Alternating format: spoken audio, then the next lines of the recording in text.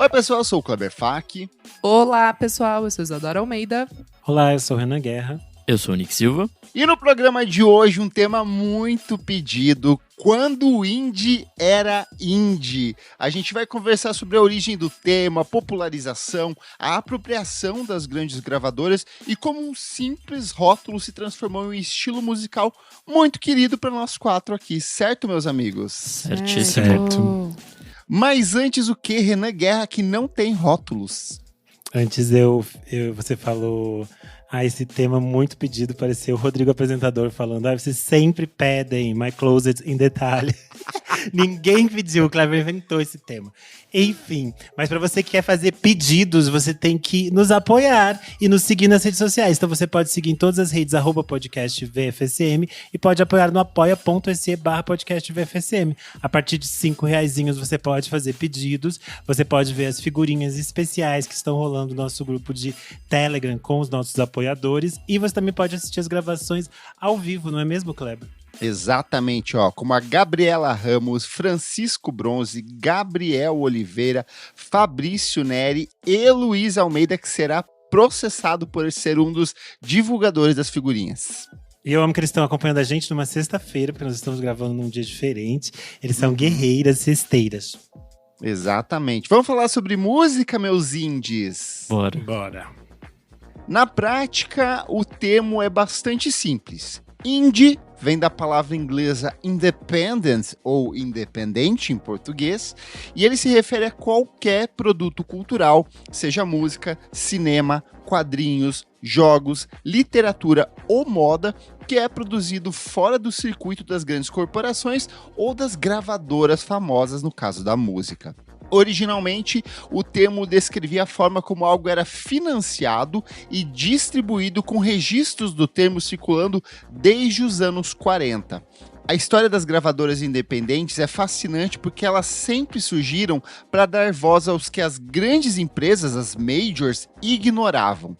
No início, ser independente não era uma escolha estética, mas a única forma de artistas de gêneros marginalizados, como o blues, o rock and roll primitivo, o jazz e o samba, serem ouvidos. E as primeiras grandes gravadoras indies, elas surgiram nos Estados Unidos entre as décadas de 1940 e 1950 e eram focadas em públicos que as grandes gravadoras da época achavam um pouco lucrativos ou que não eram considerados como relevantes para a elite cultural do período. Na época, fortemente interessada ali por música erudita, música tradicional, pelos standards da música norte-americana.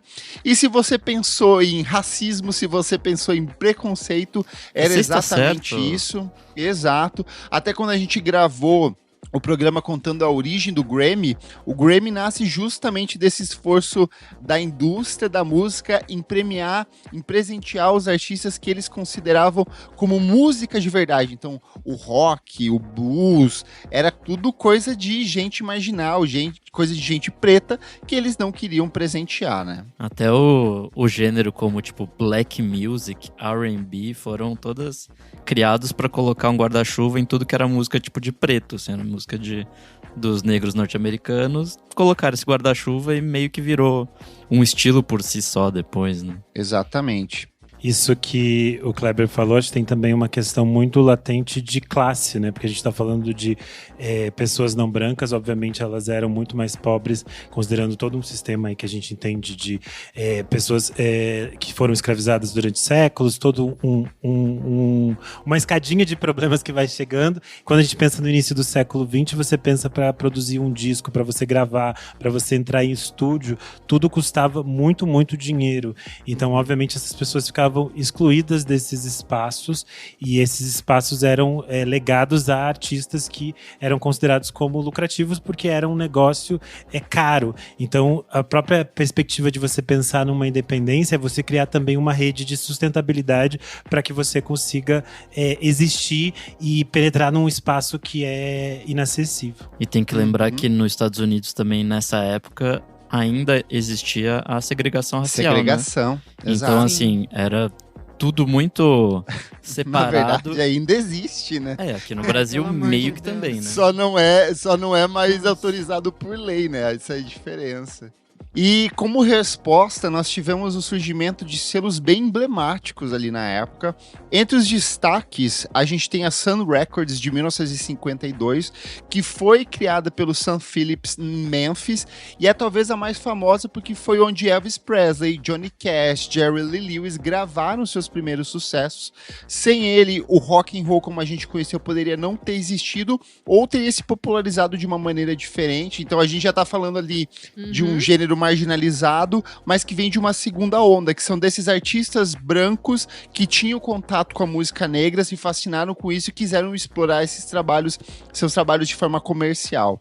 A gente vai ter a Chess Records em 1950, que era sediada em Chicago e focou no blues e no R&B, e lançou simplesmente Muddy Waters, Chuck Berry, Etta James, e foi essencial para levar a música negra para o público jovem branco. A gente vai ter ainda a Stax Records em 1957, que eu acho que a Isa já trouxe aqui. Stax, isso que eu ia falar, exato. A Stax tem um documentário maravilhoso, Stax, Soulsville USA, que tá na HBO, e é muito interessante porque ela ajudou, dá pra ver o quanto ela ajudou, assim, a ser esse lugar de uma harmonia para essas pessoas que estavam em meio a, tipo, lutas pelos direitos civis, enfim, tipo, como foi realmente uma família, assim, muito interessante. E 2 anos mais tarde nasce a Motown, em 1959, né? E aí, enquanto a Stax focava no soul do sul dos Estados Unidos, a Motown, liderada pelo Berry Gordy Jr., que não era uma pessoa nada gentil, nada boa, ele era terrível, ele era escrotíssimo, um monstro da indústria ali, tornou-se o maior império independente da história na época, né? Definindo o som pop e o soul mundial. Motown, que tinha ali sob seu controle Marvin Gaye, tinha The Jackson's 5, então todo esse universo de artistas pretos que ganharam um espaço absurdo nos anos 60 e 70. Mas quem era a indie de verdade? O Brasilzão, nosso país maravilhoso aqui, porque por aqui a história começa muito antes, com empreendedores que queriam registrar a cultura nacional décadas antes da implementação das gravadoras estrangeiras. A mais emblemática e para mim a mais icônica de todos é a Casa Edison, de 1900. Ela é considerada a primeira gravadora do Brasil. Ela foi fundada pelo Fred Figner e foi nela que se gravou o primeiro samba da história pelo telefone em 1917, e ela operava de forma totalmente independente antes da chegada de grandes estrangeiras como a Odeon e a RCA Victor. A gente vai ter também a gravadora Continental em 1943, e ela surgiu como uma alternativa nacional forte às gravadoras americanas e europeias, e foi fundamental para a consolidação da música regional e da MPB. Inclusive, a Continental ela é considerada como o berço da música sertaneja no Brasil. Boa parte das duplas sertanejas dos anos 60, 70, 80, até 90 ali do sertanejo romântico começaram na Continental. Roberto Carlos integrou a Continental. O site deles é bem velho, assim, é muito engraçado acessar hoje em dia, mas ela é muito importante. A gente vai ter também o selo Festa em 1956, que ele foi um marco da independência artística, ele era focado em poesia e música erudita, e foi o selo que lançou o álbum Canção de Amor Demais, da Elisete Cardoso, que é justamente considerado ali um marco zero da bossa nova. E aí, assim, com um pouco mais de selo grife, a gente vai ter a série Elenco ali em 1963, que é uma criação do Aloysio de Oliveira, e foi responsável pela estética visual, né, que era aquelas capas icônicas em PB e vermelho, que é uma das marcas da gravadora, e ela meio que ajuda a definir muito do que é a bossa nova, do jazz brasileiro, assim. Então esses gigantes, o que hoje são gigantes da indústria, Nara Leão ali, que era símbolos da música da época, lançavam seus trabalhos pela série Elenco. É interessante pensar que durante os anos 60 e 70, a gente vai ter uma série de gravadoras e de selos regionais. Então a gente, se você pesquisar, existem muitos discos que nunca chegaram às plataformas, nunca chegaram à internet, mas que você encontra em sebos quando você viaja pelo Brasil. Então tem muita gente que hoje em dia pesquisa esse tipo de discos. O Gabriel Bernini, que participou com a gente aqui do episódio Mulheres Invisibilizadas da Música Brasileira, em que a gente resgatou vários nomes que precisavam ser revisitados, ele tem uma série de discos que não existem hoje em dia na internet, que estão apenas em vinil, ainda estão preservados, digamos assim. E se você pensar, existem vários estados que têm um histórico musical muito grande de coisas que está nessas gravações independentes. No Rio Grande do Sul tem uma série de discos de canção nativista que foram lançados de forma independente. Quando a gente pensa na música do Pará, na música de Pernambuco, tem vários estados que têm essa musicalidade que foi preservada a partir desses lançamentos, assim, são meio que tesouros, assim. E hoje em dia as pessoas...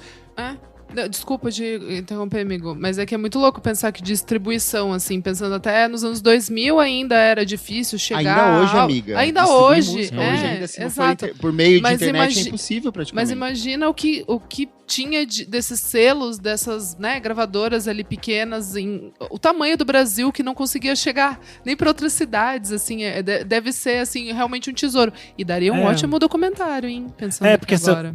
Eu acho que tem alguns pesquisadores que estavam trabalhando em resgates e livros para montar meio que um mapa desse universo musical, mas é interessante porque realmente não existia uma circulação dessa música. Então é o que a gente fala, muitas vezes se discute hoje em dia, que às vezes alguns artistas meio que falam, a gente está pesquisando, descobrindo esse som, e é basicamente um som que alguns estados já faziam há 40, 50 anos. Então, existe essa disparidade. Existem, obviamente, artistas que ajudavam com que essa música circulasse de diferentes formas pelo país. É só você pensar, sei lá, nos trabalhos do próprio Caetano, da Bethânia, da Fafá de Belém, da Eliana Pittman, faziam com que esse som circulasse, mas alguns deles alguns trabalhos nesse universo ainda eram muito alternativos, sei lá, tipo a TT Espíndola, por exemplo, trazendo coisas que eram do Centro-Oeste, que as pessoas nem faziam ideia que existiam no Brasil. Então, acho que ainda tem muita riqueza nesse universo de coisas independentes que podem ser descobertas. Tanto que a gente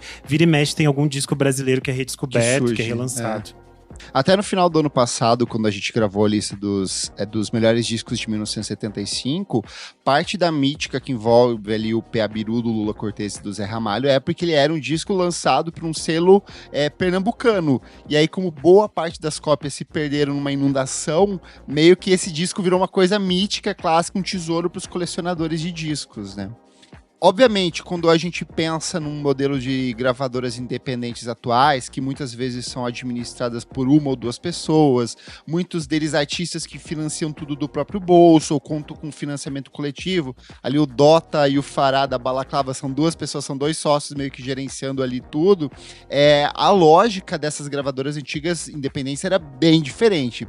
Esses empresários, produtores, pesquisadores, jornalistas só conseguiam bancar isso porque eles vinham de uma elite histórica, né? Eram gente muito abastada, com muito dinheiro, quase mecenas ali da música. Alguns, como o Aloysio de Oliveira, por exemplo, ele já estava bem entranhado dentro do ecossistema da música brasileira, então para fazer a série elenco é porque ele já tinha um respaldo ali, e que na época envolvia, assim, cadeias de rádios, envolvia casas de shows e outros modelos mais orgânicos. Então, tipo, ele tinha uma forma de fazer esses artistas circular para além da simplesmente cópia do disco. Tinha todo um outro aparato. Era o 360 ali, né? Da época, né? Exato. Era o marketing, era...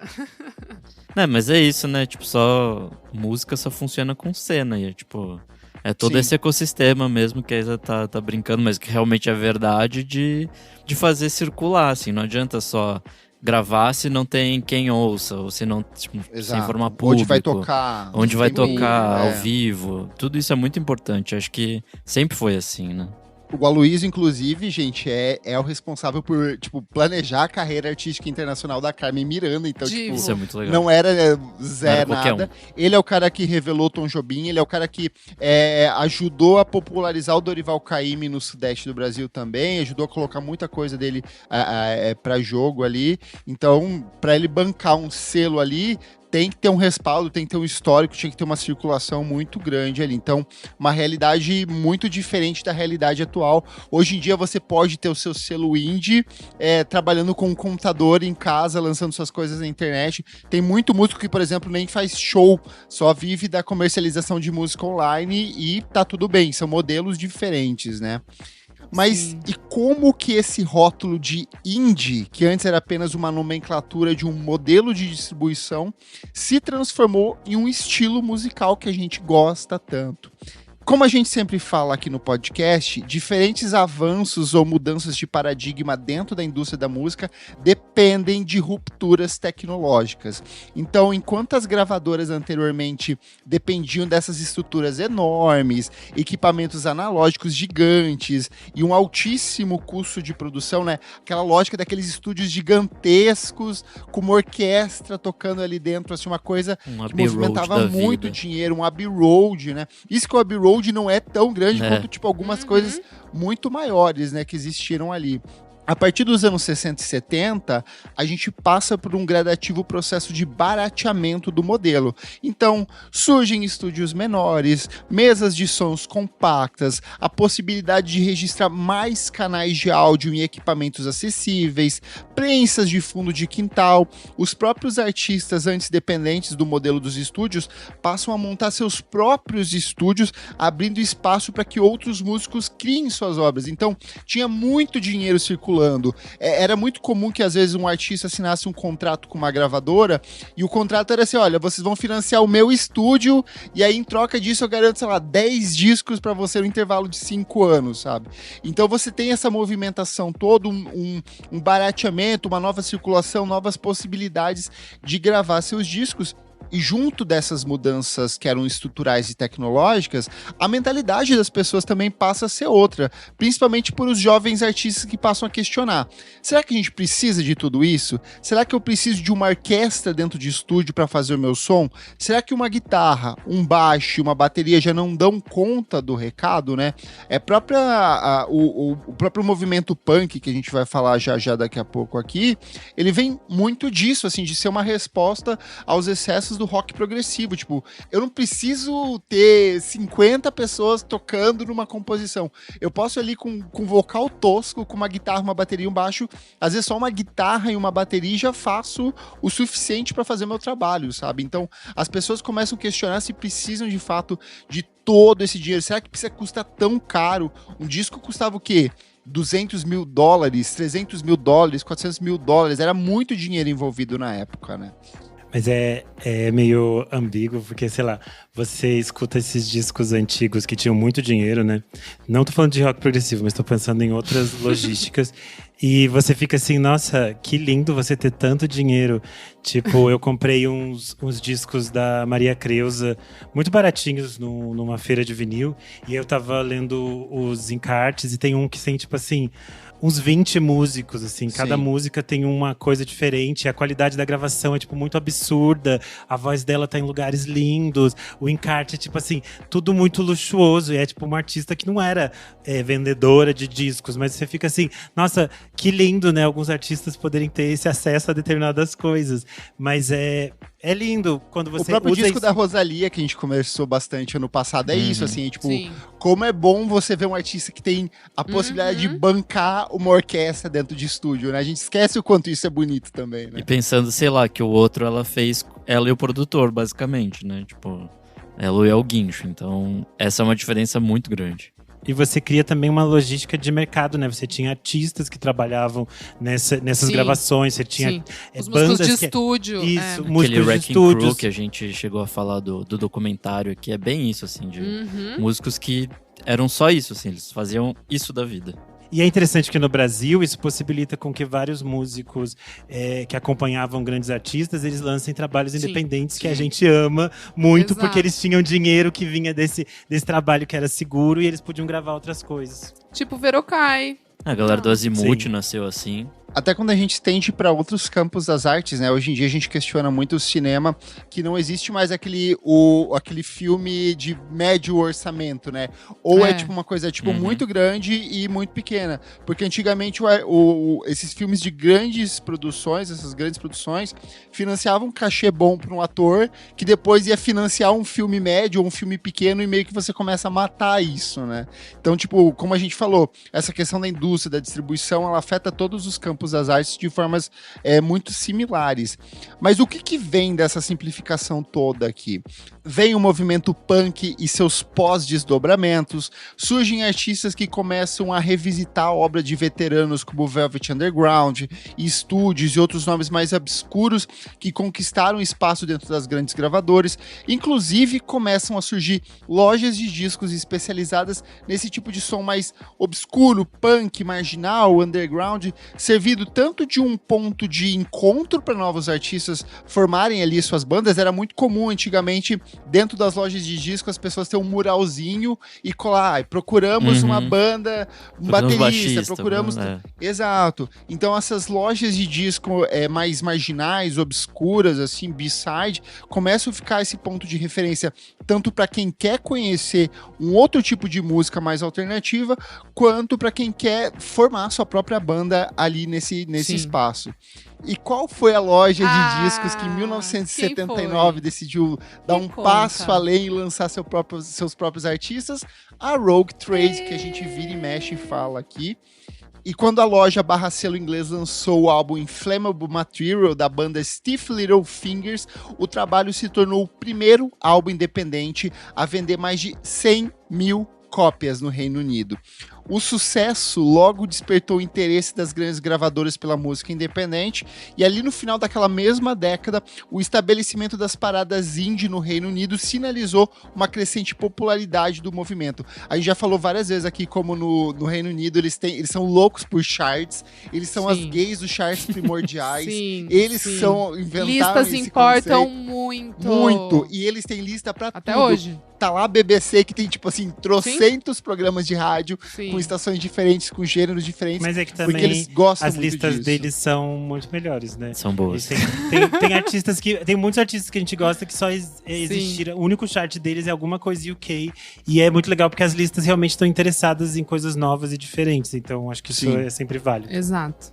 Segundo o documentário da BBC Do It Yourself, The Story of Rough Trade, quando a Rough Trade começou em 1976, havia cerca de uma dúzia de gravadoras independentes na Grã-Bretanha e no final da década havia mais de 800. Então, assim, bastou um disco para movimentar todo um ecossistema musical ali. E sabe quem assinou com a Rough Trade nessa época? Um grupo chamado The Smiths, que tinha na musicalidade das guitarras do Johnny Marr um estilo muito particular, altamente melódico e que contrastava com as letras muito pessoais e muito intimistas do vocalista da banda, um tal de Morrissey, que teve seu estilo copiado por uma variedade de outras bandas e selos que foram surgindo nessa mesma época. E aí é que eu queria abrir um parênteses, assim, porque toda vez que falam, qual que é a banda indie primordial? Não existe. Eu acho que todas as bandas, existem vários momentos ali, desde o Velvet Underground, passando pelo Television, várias vão colocando pavimentos, assim, até você construir de fato uma estrada, mas pra mim eu acho que Smiths é de fato a banda mais definidora nesse sentido, porque começa pelo nome, The Smiths, então, tipo assim, o Souza, o Silva, eles vão... O Morrison pode ser o maior bosta do mundo, lixão na terra, mas a forma como ele compunha suas canções, que era olhar pra coisas simples, I was looking for a job and then I found a job. And now in heavens know how I'm miserable now, sabe? Sim. Tipo, ele começa a pegar essas coisas do mundano. Não foi o primeiro? Não foi o primeiro. O Brian Wilson já fazia isso nos anos 60, mas ele naturaliza, ele pega a coisa mais povão possível, folk, né? E acho que é muito disso dessa herança britânica, dessa coisa do working class people, que daí depois, claro, Oasis, enfim, né? Mas é essa base, assim, da sociedade que, tipo assim, cara, aquele frio do caralho, céu cinza, chão gelado, você pronto pra escorregar o dia inteiro. E aí, tipo assim, alguém vai estar cantando seu sofrimento lá, cara. E com palavras muito simples, mas que tem uma melancolia, uma beleza que só os britânicos conseguem traduzir. E ele tem também uma questão que assim, a gente vai ter, por exemplo, o The Cure. O The Cure é uma coisa muito romântica, gótica, é uma coisa mais... Ele vai falar assim, e se um ônibus atropelasse a gente, sabe?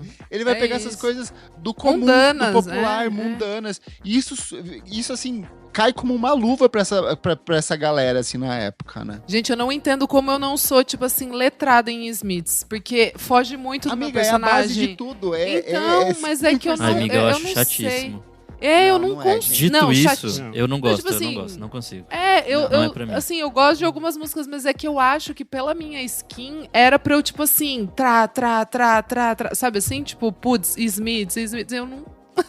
Mas eu sou sempre aquela pessoa que, tipo assim, tem bandas que às vezes eu demoro muito tempo pra alguma coisa bater. Às vezes eu ouvi e não deu certo. Tanto que Smiths, eu lembro que eu ouvi o primeiro disco, porque eu queria ouvir na ordem, assim. E eu lembro que o primeiro disco não foi nada demais. E depois pra frente bateu muito, que depois eu voltei no primeiro disco e fiquei completamente enlouquecido. É maravilhoso. Mas foi um momento específico da minha vida em que todas as letras bateram muito forte. Assim. Chama depressão. Então acho que tem... Não, foi antes da depressão. Depois, na hora da depressão, as músicas serviram muito de novo, mas foi antes da depressão ainda. Foi uma fase meio de transição, assim. Mas é isso, tem uma coisa muito bonita nas letras, na composição. Eu acho na que melodia é uma banda... do Johnny Marr, assim. É absurdo as guitarrinhas ali. É uma banda muito fundamental, assim. Então, mesmo para quem tá nos ouvindo, que nunca foi nos Smiths, vale a pena pelo menos ouvir alguma vez. É uma discografia que é curta, eles têm muitas b-sides e tal. Sim, mas você pode ouvir a discografia que é curta, porque pelo menos para conhecer, assim. Eu acho que é uma coisa importante. Eu já ouvi, mas daqui não bate muito. Mas acho que eu preciso voltar agora, que eu já estou mais velha, talvez, assim. E aí, quando você pega, assim... e em determinado... Às vezes você tá ouvindo alguma coisa que você gosta muito, daí você fala assim, nossa, isso parece com alguma coisa. E sim, parece com a guitarra do Johnny Marr, parece com as letras do Morrissey, assim. Então eu acho que essa... E assim, obviamente, o Legião Johnny... deles. Então, tipo, a questão é que... Copiou tudo, né? Copiou tudo, assim, sabe? Até a roupa do Morrissey, o as Renato flores, copiava. As flores, a bata branca. Então é muito definidor, é uma coisa muito foda, assim, tipo... E, de novo, voltava pra uma coisa mais humana, mais popular, mais folk, mais working class. Gente, pé no chão mesmo, assim, né? E aí, assim, com essa popularização toda da Rough Trade, Smiths, aí vem uma caralhada de selo. Vem ali a Mute, a 4AD, a Factory, a Creation Records. Cada um ia meio que se especializando em alguma coisa. A Creation ia pro rock, vai cair no shoegaze, no rock psicodélico. A Factory vai puxar pra uma coisa mais pra eletrônica. A 4AD vai inventar o Dream Pop ali com a galera deles. A Mute vai pra outra direção ali.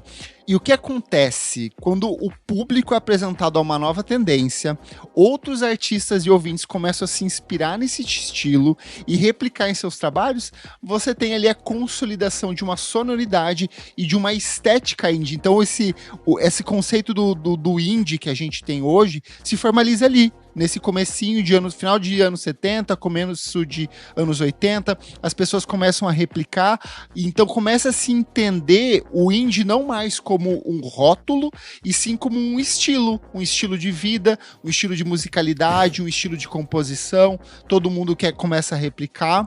E apesar de eu não gostar de Smiths, eu sei que se deve muito a isso, assim, o estilo, principalmente musical, tipo, das guitarrinhas, do Johnny Marr e tudo mais, é bem por aí, assim.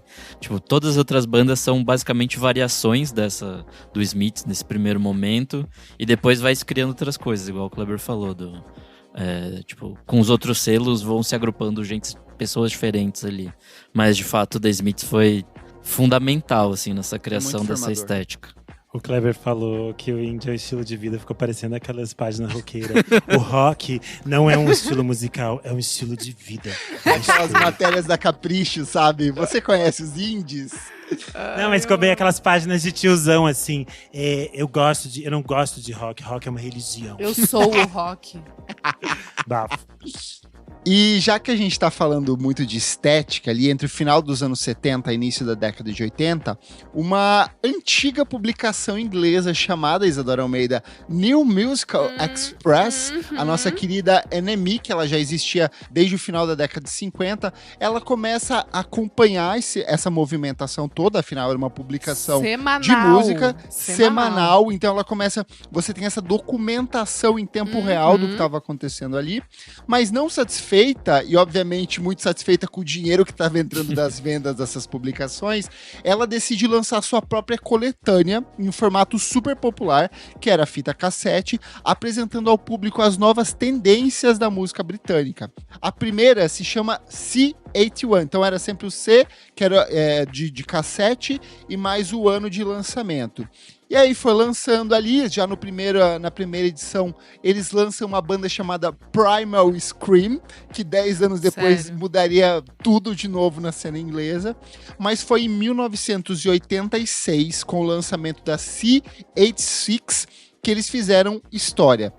A C86 reuniu bandas que fugiam desse rock mais agressivo e desse pop sintetizado que dominava as paradas musicais da época, e o som dessas bandas era muito característico como um desdobramento dos Smiths ali, porque elas traziam essa guitarra mais jungly, de jungle pop, que era esse som mais cristalino, agudo, melódico, muito Mac DeMarco, muito influenciado por bandas como The Byrds, dali do final dos anos 60 e começo dos 70, Kinks, melodias, essas músicas com melodias gostosinhas, essas coisas que grudam na sua cabeça já na primeira audição. É isso.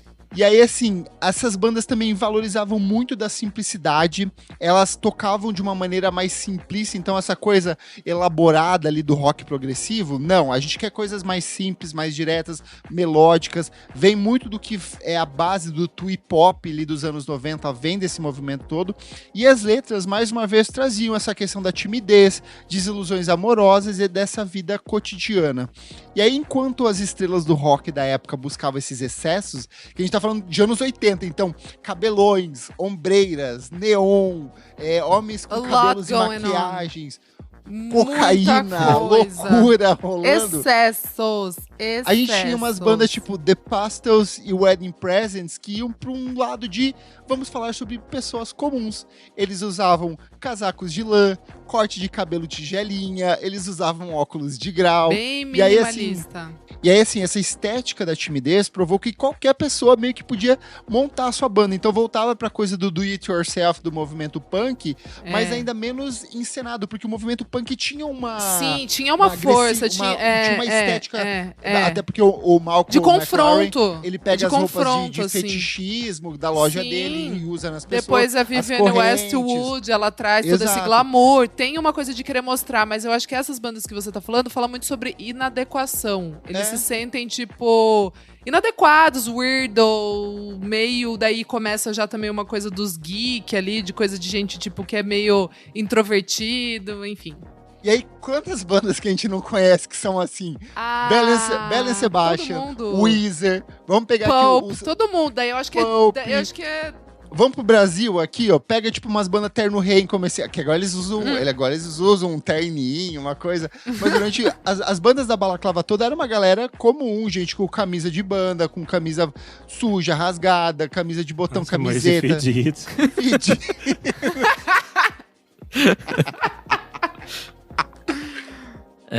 Um contraponto interessante, uma coisa que a gente vai falar daqui a pouco, é que nos Estados Unidos, a esse mesmo tempo, tava ocorrendo o fenômeno do hardcore, né? Tipo, aquela primeira e segunda onda, onde era muito político.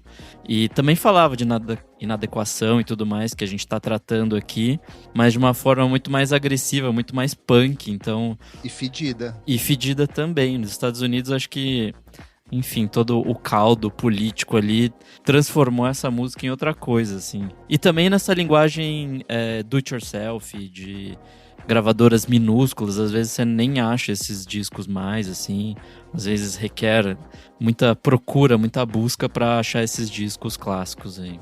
E aí, assim, naturalmente, nenhum movimento ou gênero musical tem uma formação única, como o Nick falou, ele nasce desse acúmulo de diferentes experiências, vivências, sonoridades, e aí, enquanto no Reino Unido havia esse direcionamento mais melódico, com uma, entre aspas, aparelhamento da mídia, que era as estações de rádio, programas de TV, revistas e lojas independentes, nos Estados Unidos, a abordagem é diferente. A gente tá falando de anos 80, a gente tá falando da era de ouro da música pop nos Estados Unidos, grande momento da indústria superaquecida, a gente vai ter Michael Jackson, a gente vai ter Madonna, a gente vai ter Bruce Springsteen, a gente vai ter Prince, Cyndi Lauper, gente vendendo muito disco, a gente vai ter a fundação da MTV ali criando o conceito de videoclipe, então assim, não tinha espaço para esses artistas mais alternativos, essa coisa do hardcore que o Nick puxou, essa coisa do rock mais lado B, não tinha espaço para circular, porque o foco era, vamos focar no que dá dinheiro, vamos focar no que tá movimentando movimentando a indústria de fato aqui. E aí o que acontece nos Estados Unidos? A gente tem um fenômeno das college radios, que eram estações de rádios universitárias que, por serem independentes, né, pertencentes muitas vezes a órgãos públicos ou impossibilitadas de ter acesso à programação dessas grandes estações. Afinal, quando a gente fala de difusão de música, requer pagamento. Nenhuma música toca em rádio de graça, você tem que pagar ali o seu ECAD ou equivalente em seus, exato, em seus devidos espaços. Então, essas rádios universitárias, por ter essa carência de espaço e essa possibilidade de difusão, eles abrem espaço para que esses artistas comecem a expor seus trabalhos ali dentro. Inclusive, vem daí o termo college rock, que é usado para definir esse tipo de sonoridade de artistas como o R.E.M., Replacements, The Soft Boys, que eram essas bandas que circulavam nessas rádios aí, que também eram artistas que tinham esse olhar para a música revivalista dos anos 60 e 70, mais uma vez, The Byrds ali influenciando, Kinks e toda essa galera, Big Star também era uma influência muito forte ali para eles, então é uma galera que mais pro power pop. A gente tinha, paralelamente a isso, uma galera que vinha mais da cena de vanguarda nova-iorquina, mas que circulava também nesses espaços, que é o caso do Sonic Youth, que é uma banda que começa ali em 1980, então ela segue num caminho um pouco paralelo, mas que por conta de todas essas movimentações, acaba caindo no mesmo espaço. O Pixies também, que é uma banda que vinha com uma proposta mais weird, com uma música estranhíssima, esquisitíssima, cai nesse universo ali também, então meio que acaba vai se moldando... surgir em Seattle ali, mais ou menos nessa mesma época, só que mais pro final dos 80 ali. Então acho que realmente tem todo um caldeirão ali, né? Cada lugar tinha uma linguagem muito própria. E aí só um disclaimer, gente, a gente tá falando desse universo mais pro rock, obviamente tem inúmeros recortes ao redor do mundo. Quando a gente fala, por exemplo, da cena indie alemã, a gente vai cair no Kraftwerk, a gente vai cair no hip hop, a gente vai cair em outras modalidades de música ao redor do mundo, mas a gente tá fazendo esse recorte mais pro indie rock, pro termo indie, como acabou se popularizando. Do que era chamado de indie na época, né? Assim. Exato, exatamente. E aí a gente tem o Brasil também, porque no meio de todas essas movimentações, enquanto tudo acontecia nos Estados Unidos e Reino Unido, por aqui um selo e um lançamento específico dão o pontapé na música independente brasileira. Em 1978, ao mesmo tempo que a Rough Trade iniciava sua revolução lá na Inglaterra, foi fundado por Luiz Calanca o selo Baratos Afins. O selo nasceu dentro da loja de discos de mesmo nome, organizada na lendária Galeria do Rock aqui em São Paulo. E eu quero mais uma vez abrir um espaço aqui, porque eu acho isso muito icônico. Muito. Porque se a gente tem a Galeria do Rock como esse conceito hoje, ainda que ela esteja falindo, que várias lojas estejam fechando, porque ninguém mais compra loja física, mas é o Luiz quem ajuda a construir esse conceito da Galeria do Rock aqui em São Paulo, desse espaço que passou o movimento punk, passou o pós-punk, passou o rock dos anos 90, o metal, virou tipo um clube. O emo, virou um espaço de circulação, 2000. O indie dos anos 2000. Eu, quando vou comprar camiseta, só vou lá, dou uma passadinha, já fui na Baratos Afins, eu recomendo, porque ele está lá ainda até hoje, o Luiz atende ainda na loja, mas ele cria esse espaço cultural que eu acho assim uma coisa muito foda, assim, a gente tem, enquanto, por exemplo, no Reino Unido e nos Estados Unidos, a gente tem esses espaços, aqui a gente tem, de fato, um ponto onde meio que tudo começou, sabe? Eu acho isso muito icônico. E o Calanca, ele era farmacêutico, mas sua paixão por música o levou a transformar o balcão da loja em meio que um quartel-general do rock independente. E o selo começou oficialmente em 1982 por conta de um motivo nobre, que era lançar o disco solo do Arnaldo Batista, ex-integrante dos Mutantes, o Singing Alone. Na época, o Arnaldo estava fora do mercado e ele enfrentava uma série de problemas de saúde. Quem assistiu o documentário Loki, naquele momento em que o Arnaldo passa por um período de internação, ele quase morre, começa a ser cuidado ali, então ele vai fazendo esse retorno aos poucos, e o Calanca não só lançou o disco, como ajudou a manter viva essa chama de um dos maiores gênios do rock nacional ali. E aí, para montar essa pauta aqui, uma referência muito grande foi um texto que o Alexandre Matias escreveu, que é o Indie 25, que ele lançou, aí eu acho que já quase 20 anos atrás, para celebrar os 25 anos do Indie Rock Nacional. E aí ele faz esse texto sobre esse disco do Arnaldo. Eu vou ler aqui. Marco zero da produção independente como nós conhecemos, é o primeiro lançamento do Baratos e Afins, e o alerta do abre aspas, o sonho acabou para uma geração que cresceu à sombra dos Mutantes. Um novo rock estava começando a tomar conta do Brasil, à base de chopp e batata frita, e Arnaldo Batista chorava as próprias mágoas ao piano, atormentado emocionalmente com baladas cruas e muito rock and roll, bem distante do sol carioca que começava a bronzear a rádio. Então ele cria esse paralelo ali de falar do desfecho da década de 60, o fim da Tropicália, desses personagens icônicos, tá alertando para esse surgimento da cena carioca ali, que tinha Blitz, tinha Cazuza, Barão Vermelho e toda essa galera ali rolando, e vem o Arnaldo com esse primeiro lançamento independente, um disco mega melancólico, um álbum excelente, por sinal recomendo muito para quem ainda não conhece. E a Baratos e Afins foi o berço de cenas inteiras aqui no Brasil. Se você gosta de rock brasileiro mais lado B, provavelmente vai ter algo ali para você. Em 1984 é lançado o SP Metal, que é uma das primeiras coletâneas de metal brasileira e um marco do movimento. Então, assim, tem esse olhar para o que está acontecendo lá fora, mas eles trazem essa brasilidade aqui. O Baratos e Afins também é o berço do pós-punk e dos berços da música de vanguarda paulistana. O selo lançou discos fundamentais de bandas como Fellini, As Mercenárias, Akira S, As Garotas que Erraram e Smack, que eram sons mais experimentais que as grandes gravadoras assim, jamais aceitariam.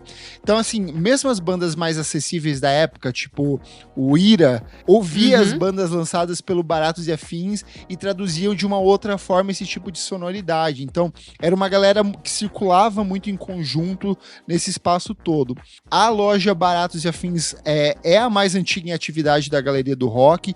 O Calanca ajudou a transformar o prédio, que antes era focado em venda de produtos eletrônicos e moda convencional, nesse santuário da música. Hoje você vai lá, você faz seu piercing, sua tatuagem. O Renan colocou o piercingzinho dele ali na Galeria do Rock. Piercing lá. Fez a tatuagem na nádega dele ali, compra as camisetinhas dele. Não varia nada disso lá. Não varia nada disso lá. E o Calanca, ele é conhecido por ser justamente essa enciclopédia viva. É muito legal de você comprar disco com ele, porque você fala, eu gosto de tal coisa, e aí ele vai te trazendo outras coisas que são parecidas, e ele sempre traz alguma história ali pra você. Então eu recomendo muito dar esse rolê na Baratos e Afins, conversar com ele. Ele é um senhorzinho muito gentil, muito querido, que tá sempre disposto ali pra conversar. Enquanto o Kleber falava, eu estava que nem a Gretchen atrás da cortina, esperando meu momento de aparecer. Pois existe um fato que é muito icônico da nossa música independente, que é basicamente uma das primeiras, e que alguns historiadores consideram como talvez a primeira gravadora pensada para um grande artista da nossa MPB, é a Seroma Records, que é a gravadora do Tim Maia, que depois viraria Vitória Regia Discos, que ele cria em 1975, quando ele está despirocado para lançar o Racional Volume 1, Volume 2, que é 75 e 76. E aí ele lança algumas outras coisas ali nos anos 70 e nos anos 90. Essa gravadora vira Vitória Regia Discos e lança as coisas dele até o final da vida. Mas além disso, como a gente estava falando, toda vez que você vai fazer eu amo que ele era tão indie que tipo, ele fez um selo indie só pra ele, assim. Sim. É tão exclusivo indie.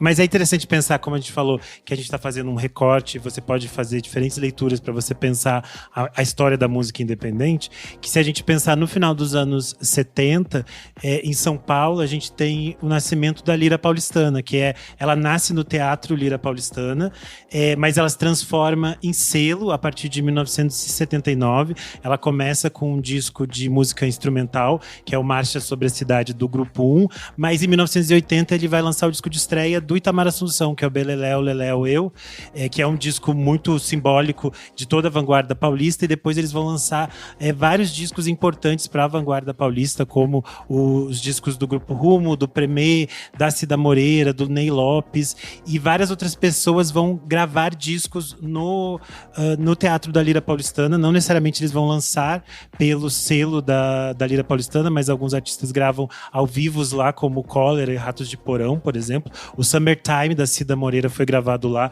Ela lançou de forma totalmente independente, mas a gravação foi no Lira Paulistana. E é interessante como o selo da Lira Paulistana era importante para a distribuição de alguns dos discos mais importantes dos anos 80, como o Clara Crocodilo, do Arrigo Barnabé, o Piraretã e o Pássaros na Garganta, da TT Espíndola, os discos da Luli Lucina, discos do próprio Grupo Rumo, Eliette Negreiros com Os Outros Sons, a Patife Band. Então são várias coisas que circundam esse espaço que era muito importante e que de novo reforça aquilo que a gente falou da importância de existir uma cena também que faça esses artistas circularem e se entenderem, apesar de que aqui a gente está falando de artistas com sons bem distintos entre si. Perfeito. E aí, só reforçando, esse tipo de movimentação estava acontecendo no mundo inteiro. Então, qualquer país que você parar vai ter uma cena indie lançando seus trabalhos de uma maneira muito específica ali dentro. Mas quando que o indie deixa de ser indie?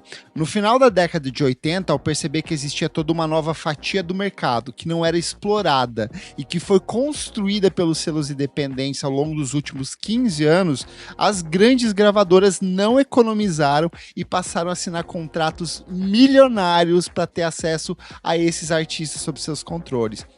Particularmente, aí é uma coisa minha, né? A assinatura do contrato do R.E.M. com a Warner Bros. Records e o consequente lançamento do álbum Green em 1988 e a assinatura do Sonic Youth com a Geffen, né, pelo selo DGC em 1990 para lançar o Ghoul, pra mim é meio que um sintoma ali da morte do indie, porque eram duas bandas que tinham um discurso político muito alinhado.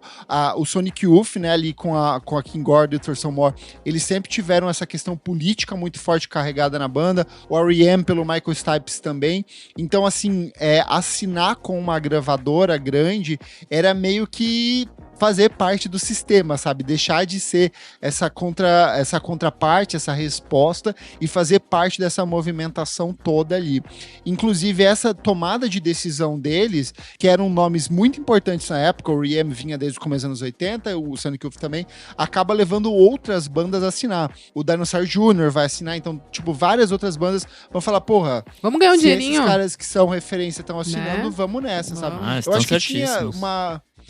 mas ao mesmo tempo tinha uma percepção muito ingênua dessa galera de tipo, a gente vai conseguir mudar o sistema entrando dentro dele, sim, sabe? Vamos chegar para mais pessoas, vamos hackear. Exato. Não, galera, vamos levar a nossa mensagem. Não, vocês só vão ser o lado D do negócio e vão ficar lá de boinha. É que também assim, né? Músico nunca fez voto de pobreza, então, exato. Assim, eu acho tem muito... Tem que ganhar dinheiro, pô. Eu acho muito errado esse discursinho de, não, porque se vendeu pro sistema, não sei o que. Puta, eu acho meio bobo. Gente, eu só acho que estamos falando do indie. Eu só acho que o alternativo, né? A música independente, ela tem essa criatividade porque tá todo mundo com muita raiva, muito sentimento de querer fazer acontecer, porque não tem dinheiro, não tem as facilidades que os outros têm.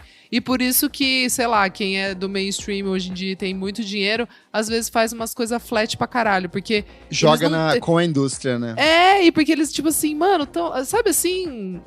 E aí, assim, apesar de que pra mim sejam esses dois os marcos, assim, eu acho que o marco global, mundial, é a assinatura do Nirvana, né, que estava ali com a Sub Pop, assina com a Geffen e lança o Nevermind de 1991, e aí muda todo o ecossistema da música. A MTV, que vinha ali desse universo pop, R&B, synth pop, muda toda a grade da programação para abraçar o rock pro rock alternativo. Esse conceito rock alternativo se solidifica. A gente vai ter o surgimento dos grandes festivais, o Lollapalooza, vai surgir meio que nessa época ali também. Então esse conceito todo muda a indústria de maneira geral, rompe com barreiras e cria-se um novo cenário. E aí aqui no Brasil, a gente tem a criação desses braços independentes, que era, por exemplo, o selo Plug da BMG, o Banguela da Warner, Banguela que inclusive comandado pela galera do Titãs com o Miranda. É o Banguela que lança algumas coisas muito fundamentais. Isso, tipo Raimundos, Mundo Livre S.A., Graforrest, Harmônica, várias coisas que são bem simbólicas desse universo da música alternativa do final dos anos, da metade pro final dos anos 90. Né? Uhum. A gente vai ter o Chaos da Sony, que também são essas tentativas desses selos grandes, porque, tipo assim, tinha um pensamento, eu tava lendo várias matérias da época, tinha um medo muito grande dessas gravadoras de assinar com esses selos, de que o público se revoltasse, porque como era um público mais conscientizado, tipo, pau no cu de vocês, eu não vou ouvir essa música, então tinha todo um trabalho de marketing para parecer que a essência desses artistas tinham sido preservados. Eles não eram, sei lá, os dados do Labella falando você traiu o sistema, cara, sabe? Então tinha esse pensamento crítico das gravadoras para tentar preservar esse público aí. É que às vezes esses selos menores faziam esses contratos de distribuição, né? Que é tipo, vou gravar aqui independente, aí tipo, você major distribui pra mim esse disco do jeito que você sabe fazer. Existia bastante disso, mas lá para os anos, sei lá, final dos 90, começo dos 2000, existe muito, tipo, lá fora também, essas grandes majors comprarem esses selos menores pra, tipo, Sim. ou fazer esse negócio que o Kleber acabou de falar, desses braços independentes dentro da própria gravadora, ou pra absorver um pool de artistas ali que tava gigantesco, assim. E aí é bom pensar que nessa época, tipo, muito dinheiro, gente. Vocês não têm noção. É muito, muito, muito dinheiro. É a época da indústria que a gente mais tinha dinheiro circulando. A galera tava cheirando picos de cocaína, assim, com esse dinheiro todo ali. E aí tem uma questão de que, tipo assim, cara, alcançamos um teto de arrecadação. Como que a gente ganha mais dinheiro? E aí vamos pegar essa galera aqui, esses paralelos ali, e vem, tipo, quem sabe o próximo pode ser um Nirvana da vida, né? A Alanis Morissette, por exemplo, é uma grande vendedora de discos, vem desse contexto todo, assim, de tipo, uma artista, entre aspas, independente e que vira um grande nome da indústria ali, né?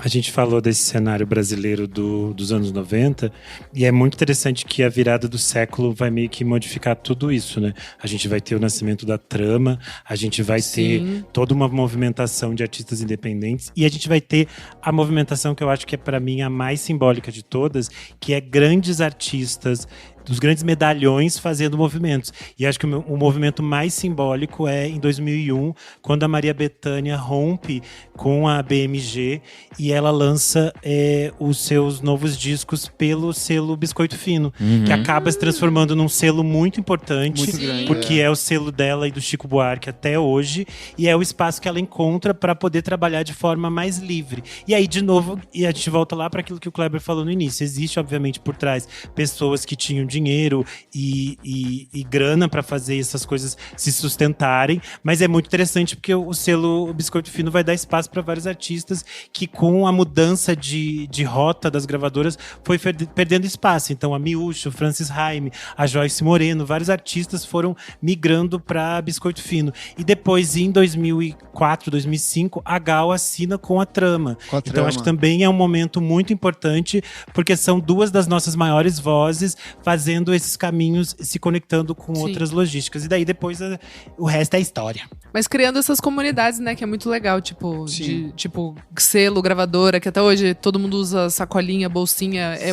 Significa muito do que essas pessoas que se encontram ali têm a falar pro público. Eu acho muito legal. E também de entender os seus mercados. Porque, por exemplo, a gente tava falando de desses selos alternativos, a Biscoito Fino é um dos raros selos que ainda lança CD físico.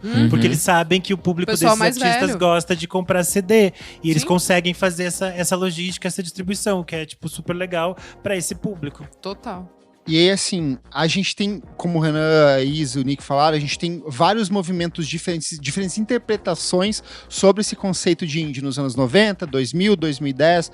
No Brasil dos anos 90, por exemplo, a gente vai ter o surgimento da cena guitar, com artistas cantando em inglês. Fica brega cantar em português.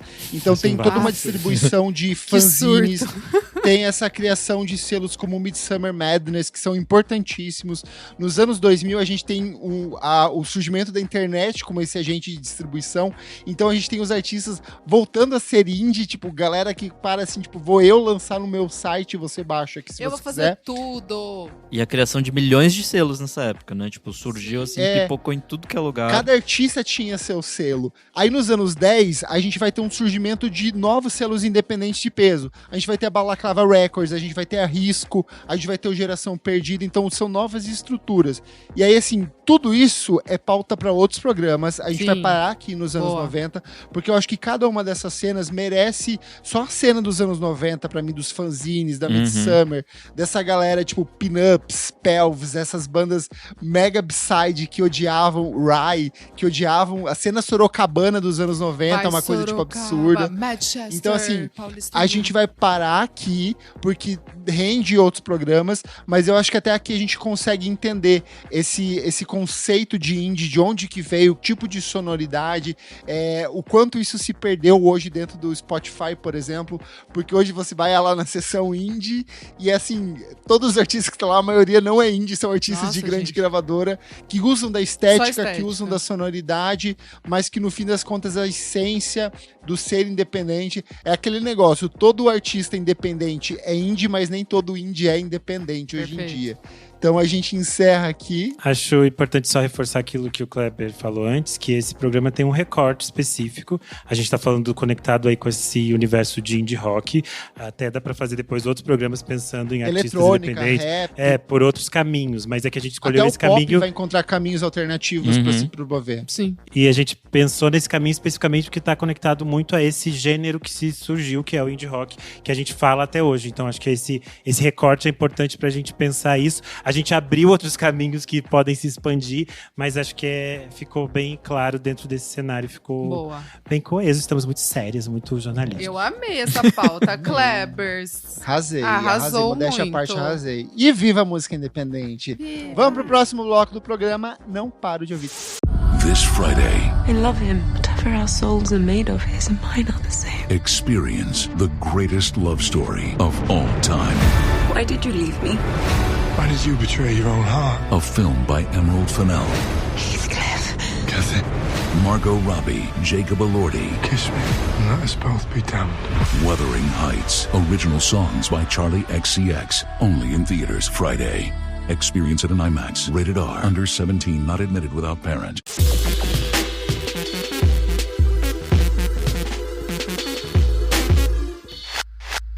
Chegamos ao segundo bloco do programa, Não Paro de Ouvir. Isadora Almeida, o que é esse bloco? Nesse bloco a gente traz as novidades mais quentes da net, coisas que a gente não para de ouvir. E o que você traz? Então eu vou começar com o Arctic Monkeys, que eu não dei quando saiu, porque eu só fui ouvir acho que uns 3 dias depois, porque eu queria ouvir com calma. E no caso, a música é Opening Night, que eles lançaram dentro de uma coletânea para War Child, que é essa fundação aí que arrecada... Bafo essa coletânea, hein? Muito bom. Que eles arrecadam dinheiro para crianças em situação, né, de guerra. O álbum se chama Help To. E essa música do Arctic Monkeys é o primeiro single, tipo a música que abre. Mas nessa coletânea vai ter música do King Cruel, da Beth Gibbons, Last Dinner Party, Black Country New Road, Damon Albarn, Arlo Parks. Tudo é Fontaine DC, tudo aqui em casa, coisinhas que a gente adora. Mas o que me pegou é que eu achei essa música maravilhosa, assim. Tipo, eu achei naipe de melhores músicas do Arctic Monkeys, assim, achei muito bonita. Acho que ela tá num lugar ali até um pouco Last Shadow Puppets das ideias, que é o projeto, né, paralelo do Alex Turner com o Miles Kane. E me pegou muito, então eu tô animada e curiosa pra saber se eles vão lançar um álbum novo, depois dessa palhaçada aí que tinham falado que eles iam acabar. Enfim. Eu amo que saiu bem na semana que a gente gravou o programa falando que talvez a banda chegasse ao fim. Sim. Mas essa música é tipo um resto, né, é uma música meio que eles tinham ali na gaveta, assim, não é uma nova composição. Enfim. Boa. Renan Guerra, sua vez.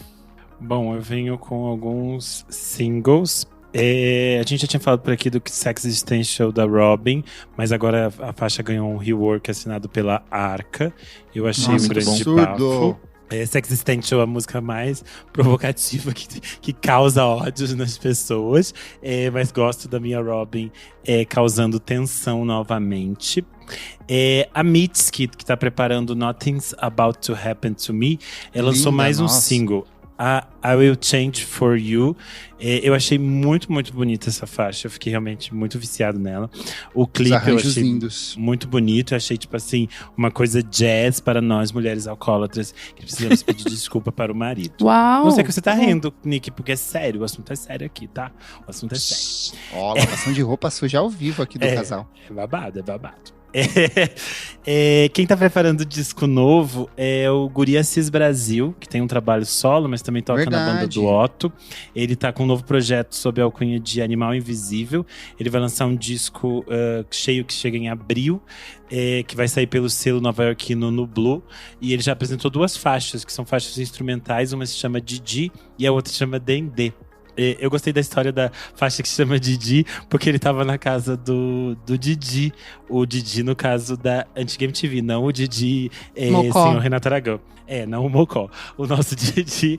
E aí, eles estavam tocando Dindi. Depois disso, a música foi mudando. E daí ele pensou, já que ele estava na casa do Didi, a música passou a chamar Didi.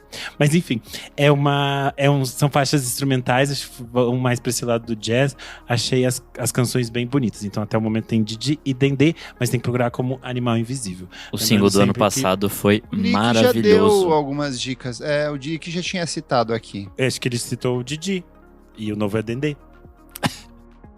Enfim, falando no menino Nick, ele me indicou um grupo chamado Kiki. Me roubou, porque era uma das minhas dicas de hoje. Mas daí você me indicou isso na outra semana ainda. Você não trouxe como dica na semana passada, eu trago como dica agora. É um grupo de K-pop chamado Kiki, com muitos is. E elas lançaram um EP chamado Delulu Pack. Para nós que somos delusionals. E eu achei muito delícia, assim, é bem K-popzão exagerado, cheio de batidas, coisas para dançar. E a faixa 404, New Era, eu achei, assim, absurda, eu fiquei muito viciado nela. Fiquei ouvindo em looping. Tem as coisinhas meio house, meio garage. Me lembrou New Jeans em algum lugar aí, eu achei que tudo, ótimo. Quero ouvir É bem bafo, você vai gostar dessa que saiu como primeiro single, que é o 404. Quero ouvir. E, por último, as meninas do Kate da Voz e as Abusadas, que passaram aqui pelo podcast no final de 2025, apresentando seu disco A Visita no Por Trás do Disco, lançaram uma versão deluxe do disco, que chama agora A Visita Sandra Eletrônica. Tem 2 faixas novas no disco, que são 2 faixas excelentes. Tem a faixa Dei para o Meu Ex e tem a faixa Cheiro de Pica. As 2 são muito boas. E aí elas lançaram uma versão remix de Gordinha Mas Tá Bom com a Clementão, que tá, tipo assim, uma das melhores coisas do ano. Então essas são as minhas dicas de hoje. Boa, eu vou antes do Kleber porque só me sobrou mais uma dica. Então, eu vou falar do EPzinho da Charlotte Day Wilson, Patchwork. Achei bem bonitinho. Marca o retorno dela. Tem umas coisas meio R&B alternativo, jazz, pop, soul dos anos 80. Ela define esse disco como um mosaico de imperfeições. Então acho que ele tá menos conceito da nova. Polido do que as outras coisas que ela faz. Mas tem umas músicas bem bonitas, assim.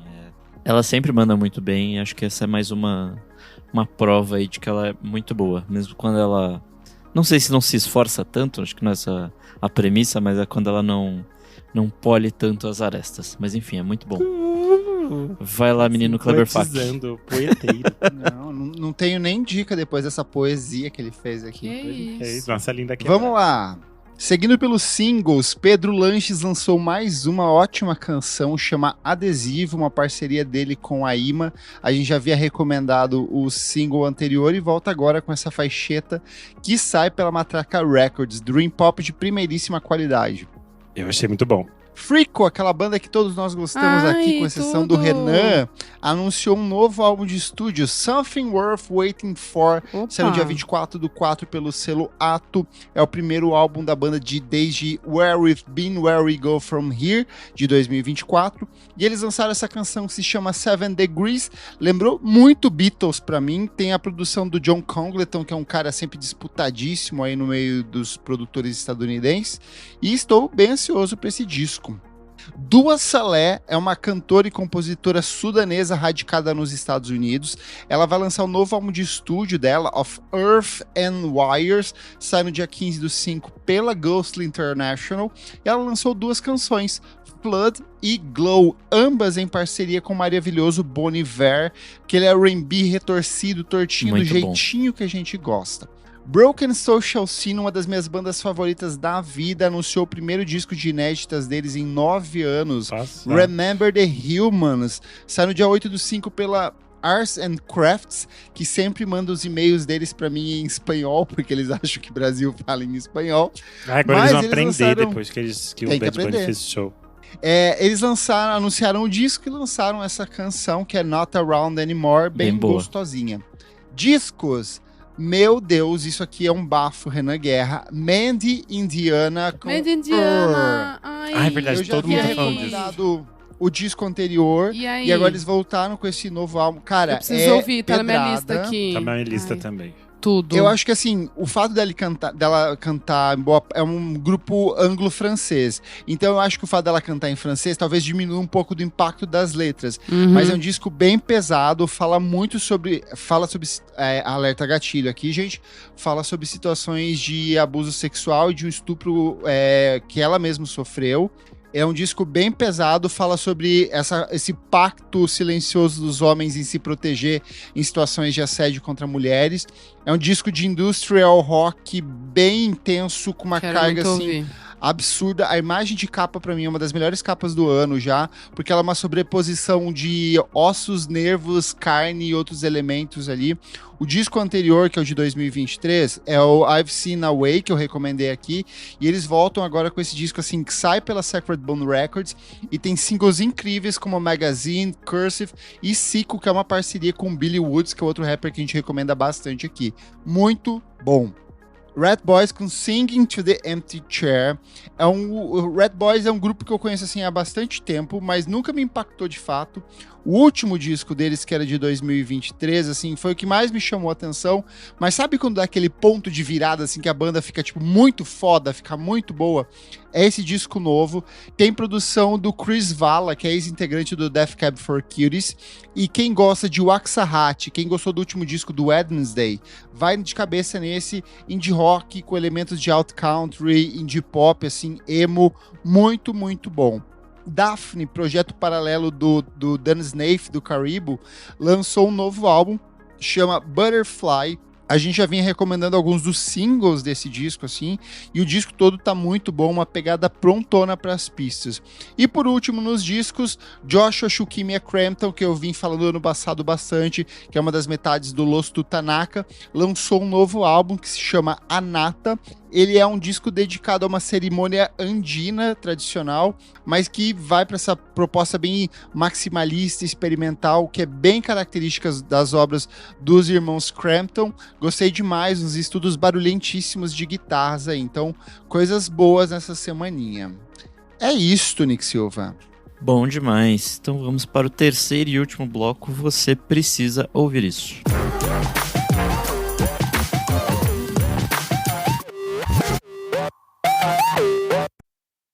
This episode is brought to you by Indeed. Stop waiting around for the perfect candidate. Instead, use Indeed sponsored jobs to find the right people with the right skills fast. It's a simple way to make sure your listing is the first candidates see.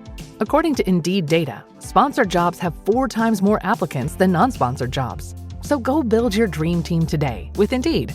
Get a $75 sponsored job credit at Indeed.com/podcast. Terms and conditions apply. Começando o nosso terceiro e último bloco. Renan Guerra, o que é esse bloco? Neste bloco a gente dá dicas atemporais.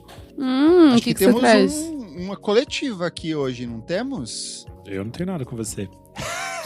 Bad Bunny, Latinas, o show do latinas. intervalo do Super Bowl. Ah, com assim. ele eu tenho coisas, com você Latinas. não. É, então. Gente, sem zoeira, eu esperava que ia Espetacular. ser bom, mas eu acho Não, que foi muito bom. Foi assim, muito. os cenários, as Redondo. coreografias, as Elegantérrimo. escolhas de levar o Rick Martin, de Vai trazer ter a Lady Gaga como invertendo essa coisa Bandeira, de normalmente o de artista bandeira. americano que traz o artista latino aqui, ele traz ela eu ali pra amei. cantar. Ela de bandeira de Porto Rico. achei bafo. Foi bem bizarro toda a situação envolvendo, porque a gente sabe que ele estava recebendo ameaças de morte.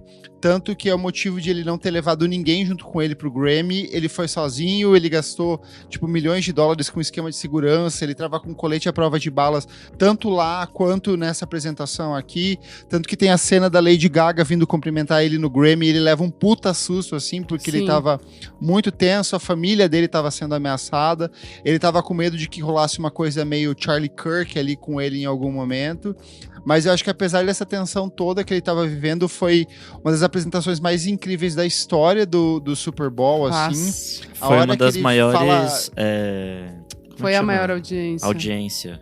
Foi a maior audiência. Da história. E a hora que ele fala assim, Viva América ali, ele começa a trazer todas as bandeiras e vai citando cada um dos países, assim. Arrepiou, assim, foi um absurdo. Eu achei a direita tão cafona em todos os lugares, sempre, que eu achei muito camp, in a bad way, que existe o bad camp, como diria Bruce, que eles fizeram um halftime show All American. Alternativo. E aí era alternativo com, tipo assim, artistas que não são artistas, tipo... Kid Rock. Kid Rock, mas vários fascistas. Mas a maioria deles cancelou o evento no fim das contas, né? Não, até porque apareceu um vídeo de uma... Ela tava vendo num vídeo durante a apresentação do Bad Bunny. Tipo, estou boicotando o Super Mas Bowl acho que é estando isso, no Super Bowl. Eu acho que ela viu essa apresentação. Ela viu essa apresentação. Essa apresentação teve uma audiência realmente na casa dos milhões de views. Foi bem absurdo, porque é um surto, né? Eles são meio surtados, mas realmente foi algo que aconteceu, gente. As pessoas viram isso? Viram. Tipo, boicotando os trumpistas, o Bad Bunny pra ver esse alternativo. Alternativo tá bom, foda-se. Kid Rock, enfim. Tá, então, Renan, fora isso, o que você traz? Bom, eu trago um livro que eu li recentemente, que é O Corpo Crítico, do Jean-Claude Bernardet. O Jean-Claude Bernardet é um crítico de cinema e pesquisador de cinema brasileiro. Ele nasceu na França, mas ele é radicado no Brasil. É um dos nossos grandes pensadores sobre cinema no Brasil. Ele faleceu ano passado. Esse livro demorou muito tempo para chegar, não sei porquê, Companhia das Letras, porque ele demorou tanto para chegar. Porque eu comprei, ele demorou mais de meses para chegar em casa. E eu li ele um dia, porque eu fiquei completamente enlouquecido. O Corpo Crítico conta uma história que acontece aqui já no final dos anos 2010, quando o Jean-Claude Bernardet descobre que ele está com um segundo câncer. Ele já tinha tratado um câncer nos anos 2000 e ele descobre que ele está com um segundo câncer e ele já estava na casa dos 80 anos. E aí ele decide abandonar o tratamento de câncer. Ele decide não fazer as radioterapias e todas as coisas que ele vai ter que fazer, porque ele entende que isso apenas vai destruir a qualidade de vida dele.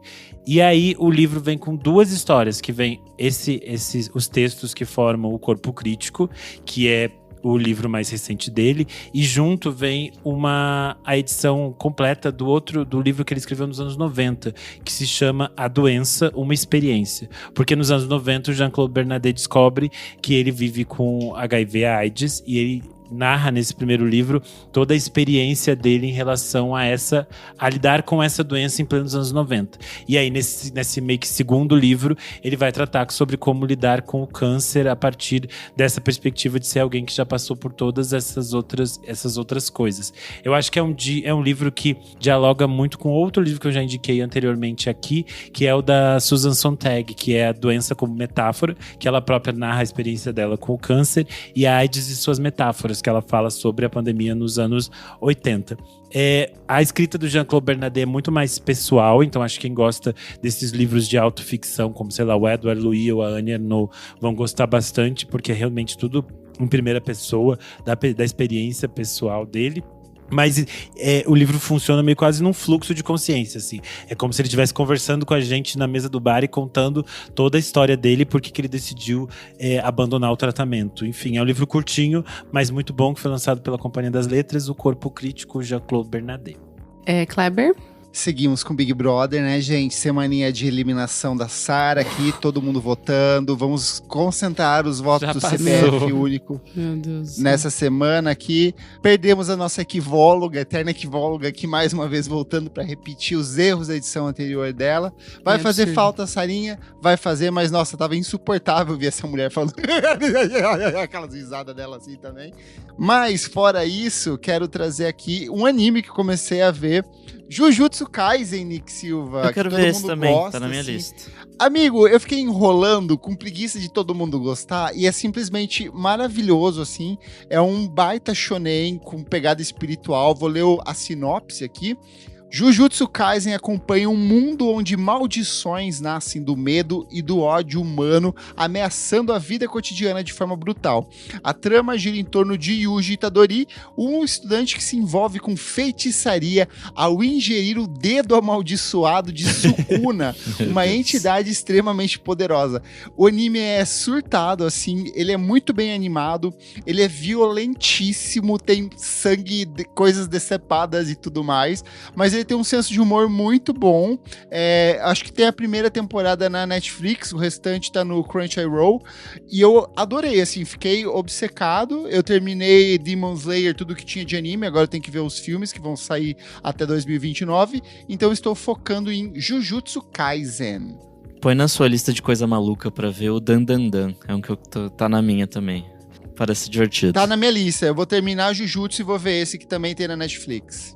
Nick Silva, o que você traz? Quero trazer um joguinho. Faz tempo que eu não trago jogos aqui. Um que chama Mega Bonk. Tem pra Nintendo Switch 1 e 2, tem pra PC também.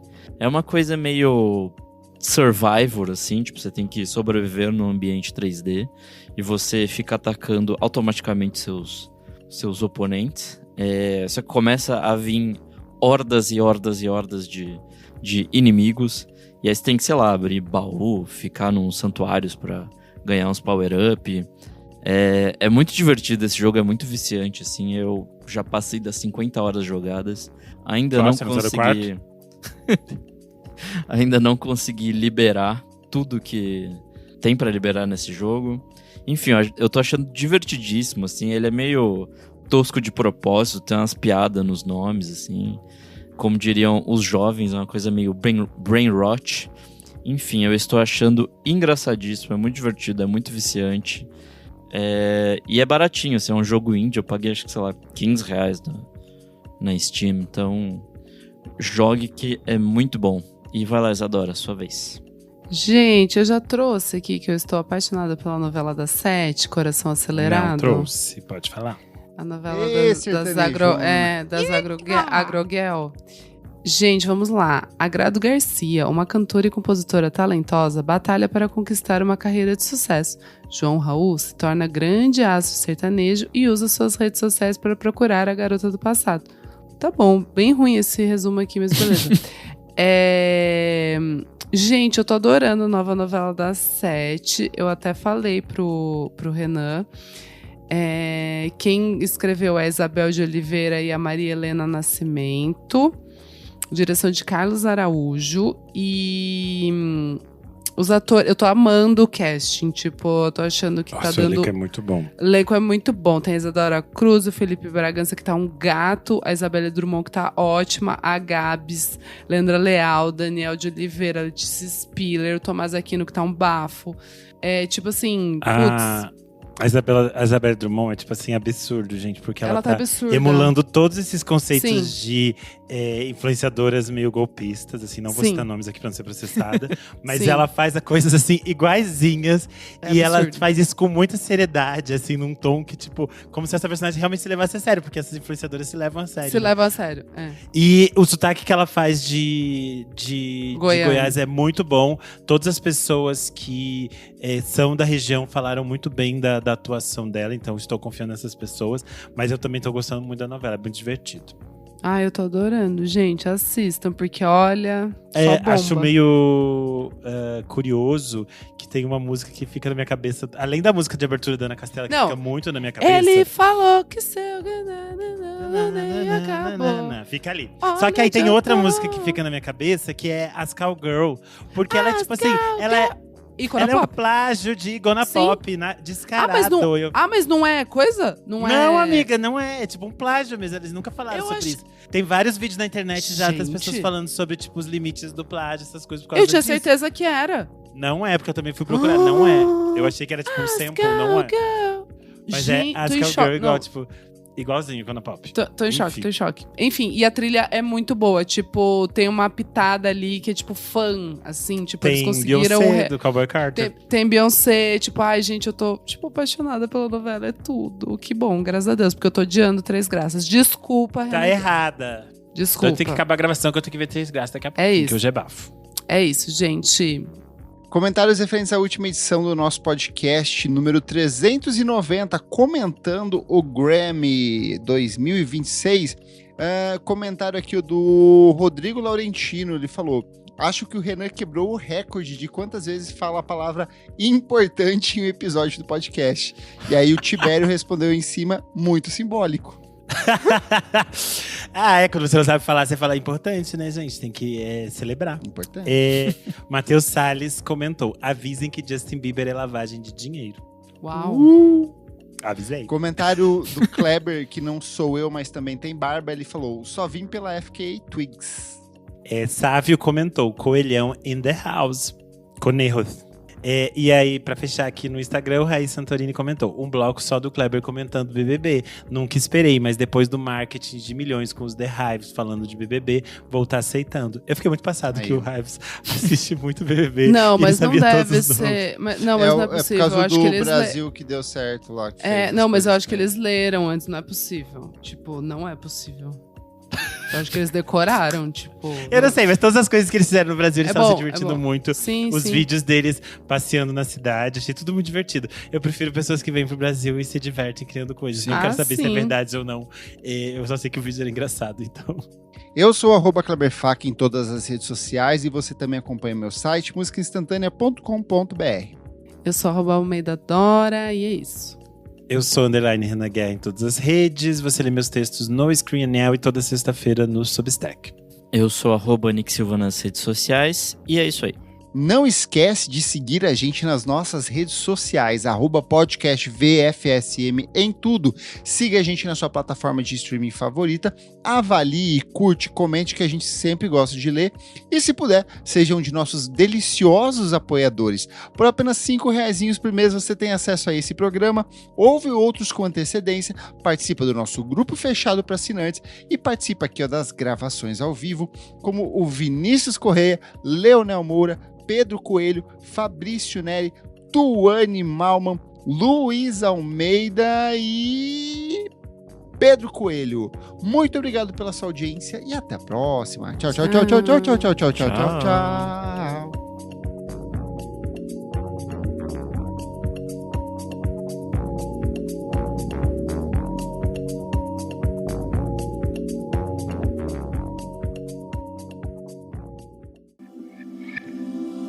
Esse podcast foi editado por Nick Silva.